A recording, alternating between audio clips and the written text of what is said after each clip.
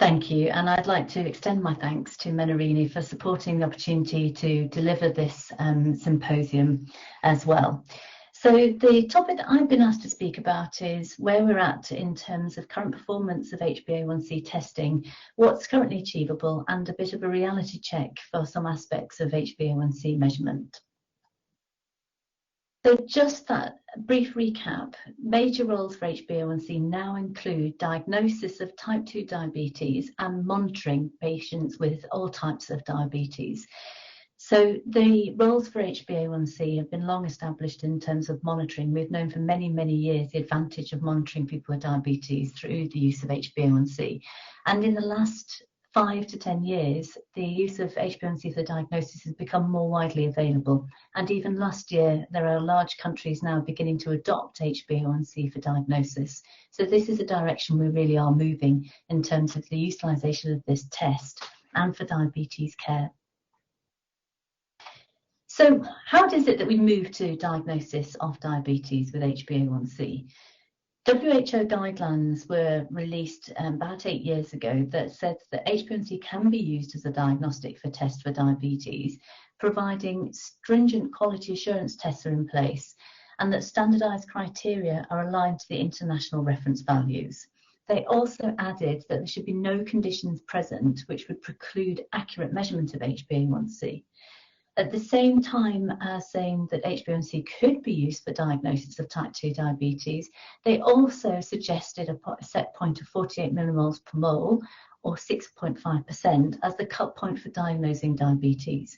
They added the caveat that a value less than 48 does not exclude diabetes if diagnosed using glucose tests.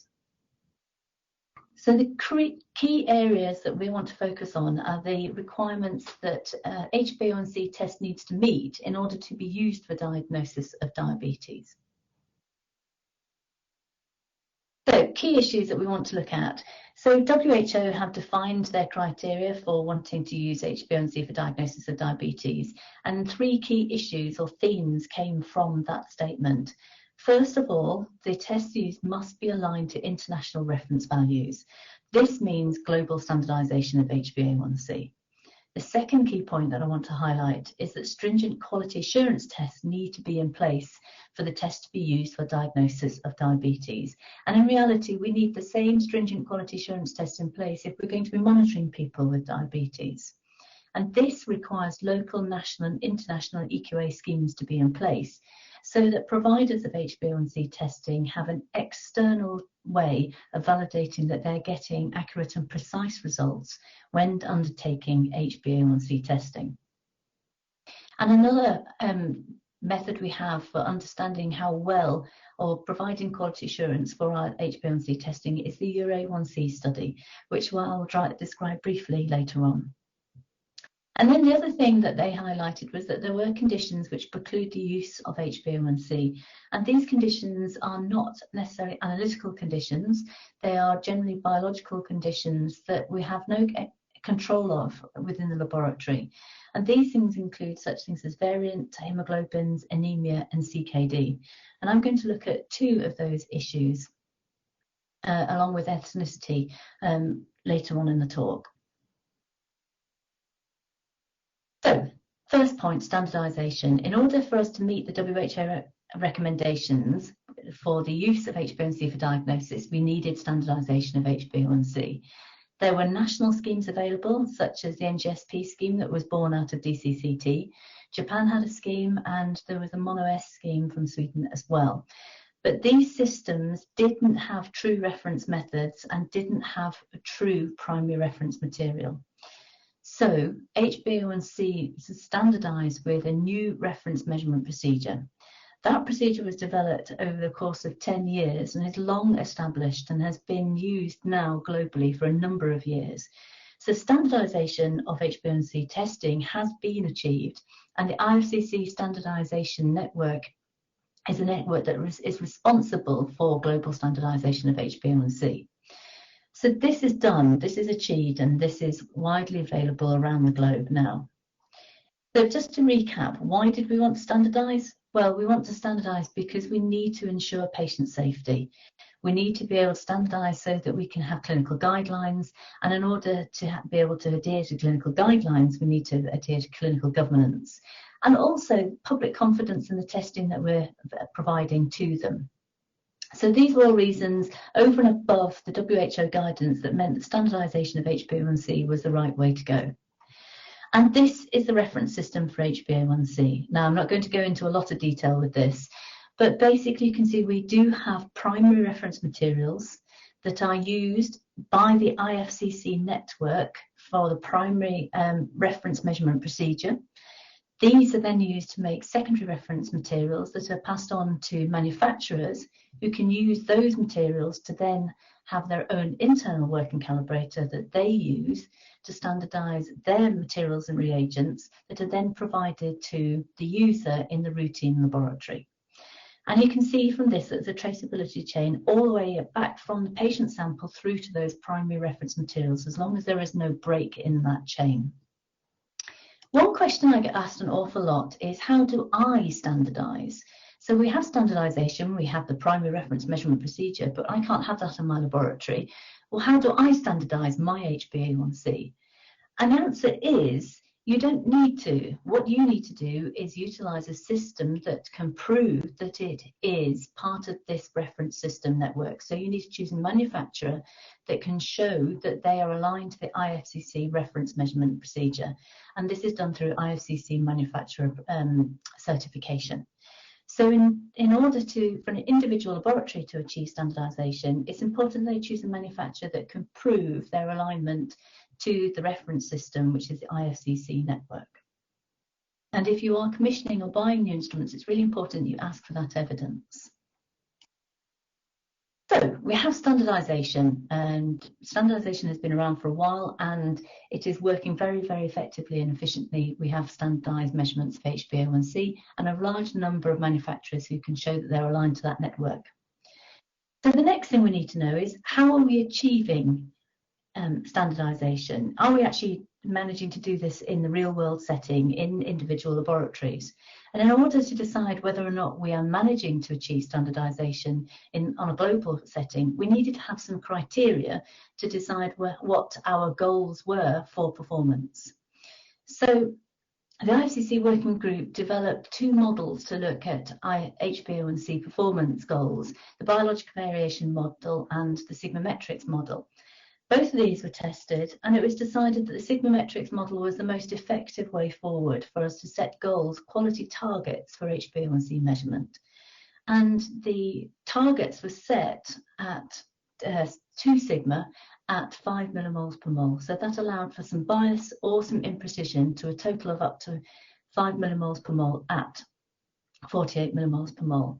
So this means that in order to pass at sigma-metrics, 19 out of 20 results need to be within 0.5% of the target value.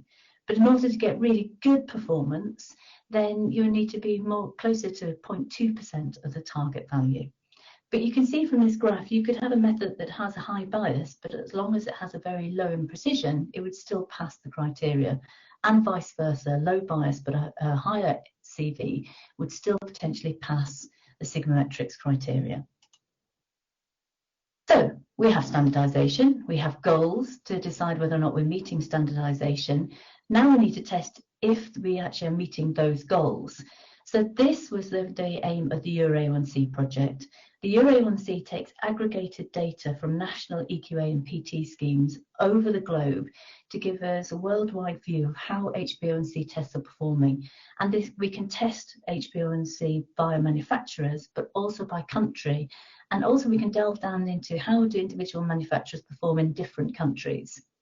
So this has been a huge effort by the IFCC team and all of the EQA providers that are part of the trial to be able to develop the system and send samples out to very large numbers of laboratories for analysis, return that data and get it analysed. And so this is the HbA1c study. Now it started out as HbA1c because it was predominantly European laboratories that were involved. But now we're at HbA1c 5.0, it's the 5th year running, and we have laboratories across all continents. So we now call it the HbA1c with the A in bold to represent all of the different continents that are part of the HbA1c trial. And this is an overview of how the HbA1c trial is designed. There is a huge blood donation campaign that takes place in the Netherlands, and samples are taken and distributed as fresh samples or lyophilized samples to a range of different EQA providers around the globe. Some EQA providers will take both lyophilized samples and fresh samples, and some will take one or the other. In addition, we have been testing the stability, homogeneity and targeting of those samples through the primary reference network and the NGSP's secondary reference network to ensure that the values that we are sending out for those samples are true and aligned to the reference measurement procedure. So our first trial was published in KinChem a few years ago now, and we had over 2,000 laboratories across 17 countries and 24 manufacturers, and we applied the Sigmametrics model for performance. And we can see from this that there was a really wide spread of performance by manufacturer using both whole blood and lyophilized samples. And we had some really interesting data that overall, when you take all performance across all centres, the star tells you that we just about scraped into a pass on the 2 sigma line. Bias was very low, which is showing that standardization is working really effectively, but the CV was still quite high. There were some manufacturers, such as manufacturer A, that performed exceptionally well with fresh whole blood samples, but actually when we provided them with lyophilized samples, their performance was quite poor. And this doesn't mean that the analyzer itself was poor, it means that the sample lyophilized material was not a commutable material.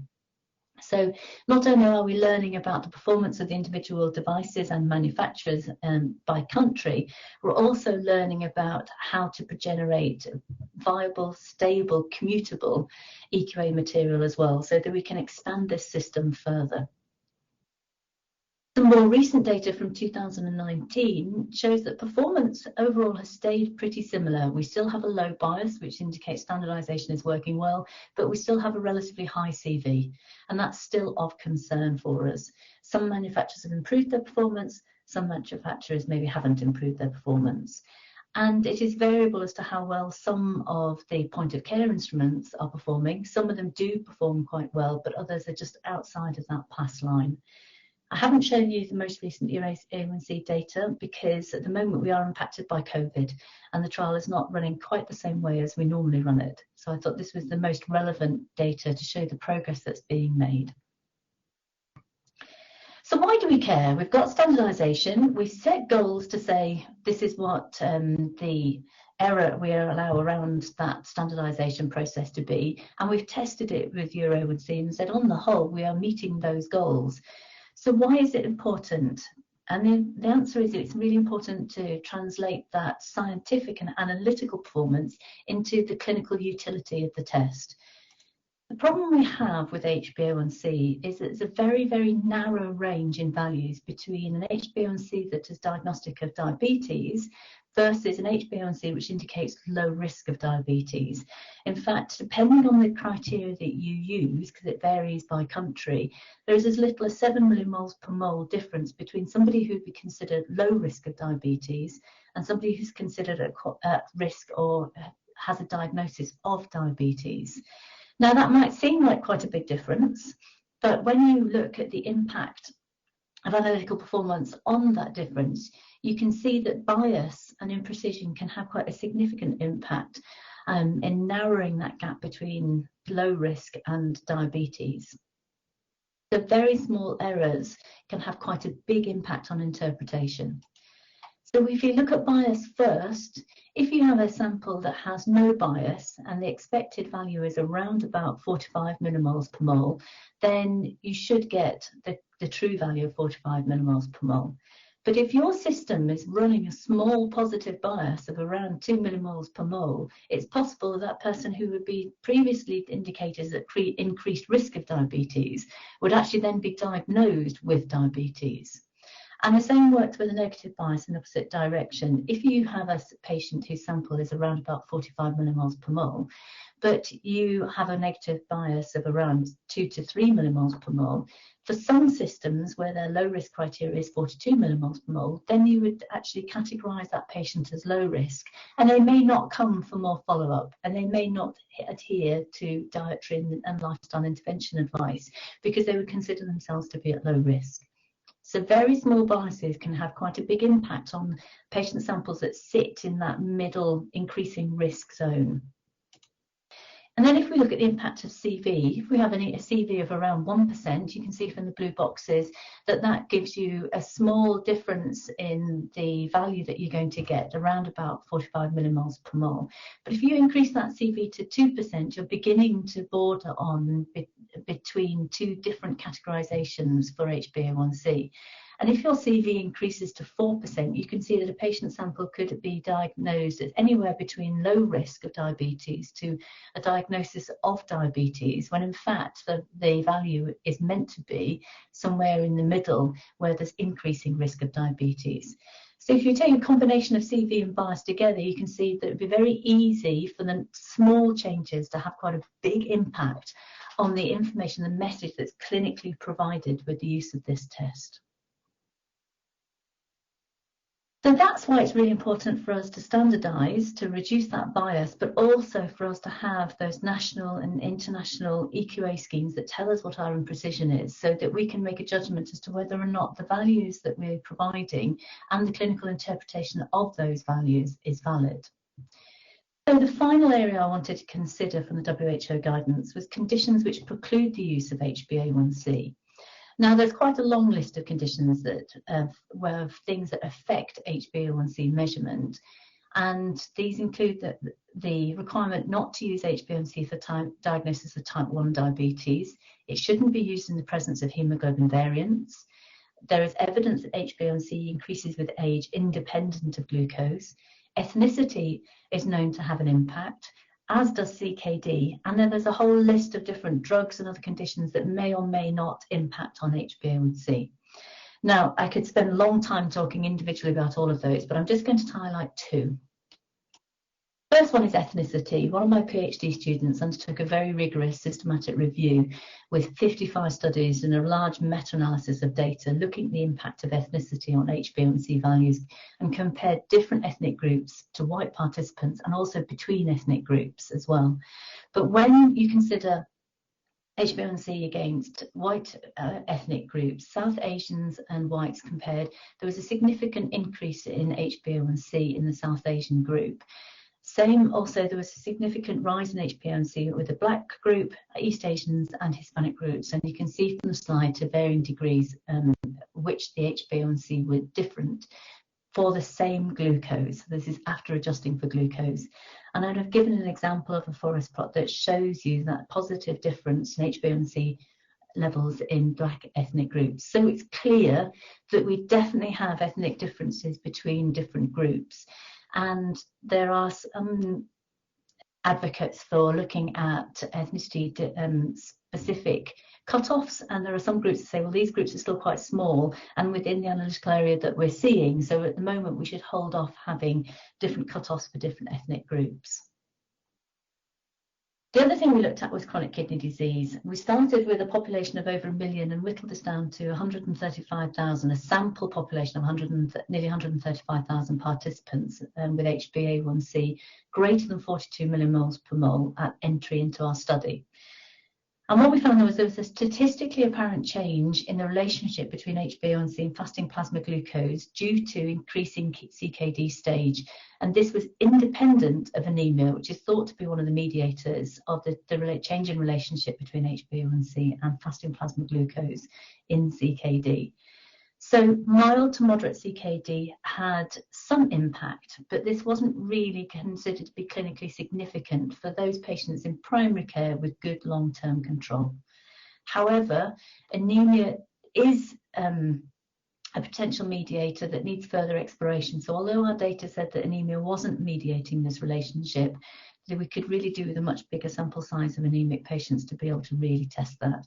So the take-home message with this is that CKD in stable populations in stages 1 to 3 doesn't have a significant clinical impact, but there is still a role for CKD in the difference between HbA1c and fasting plasma glucose above this, and anemia can't really be ruled out as a mediator at this stage. So that was a bit of a whirlwind tour of why we needed standardisation, why we needed to set goals for standardisation and performance, and how we're achieving that globally, and also some new data, or very recent data, on different factors that affect HbA1c measurement that are beyond the analytical factors. Thank you.